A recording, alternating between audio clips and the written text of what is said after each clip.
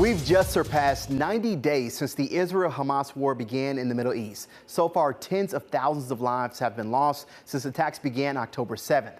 News 2's Nikki McGee has more on an event held today at the Islamic Center of Nashville, working to educate the community about the conflict.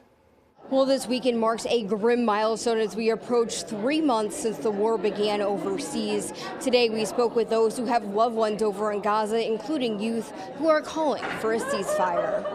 As conflict wages on in Gaza, families across the world are feeling its impact. I have friends that have lost over 150 family members, and they live in Nashville. So this is really affecting Nashvillians, and I think that's something that people need to understand in our community. On Saturday, 615 Youth for Palestine held its first event, hoping to do just that. Hundreds showed up to the Islamic Center of Nashville for a pop-up exhibit called A Walk Through Palestine. I would love to see, everyone living together, and here and abroad, in peace with their neighbor. And I think that really starts at this event with learning to understand your neighbor and where we come from. One overall consensus at the event: the desire to see a ceasefire. The life is really bad, and people fighting for their lives and trying to dodge bombs left and right, but also they're trying to find a meal.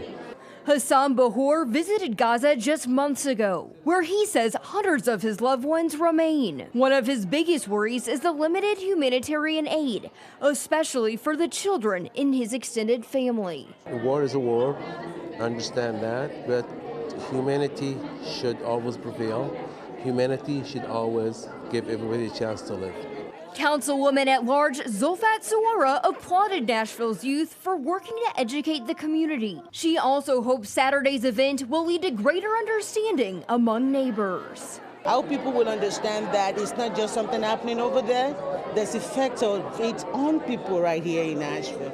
And I hope people will just learn to look at it, educate, and then just empathize. In Nashville, Nikki McGee, News 2.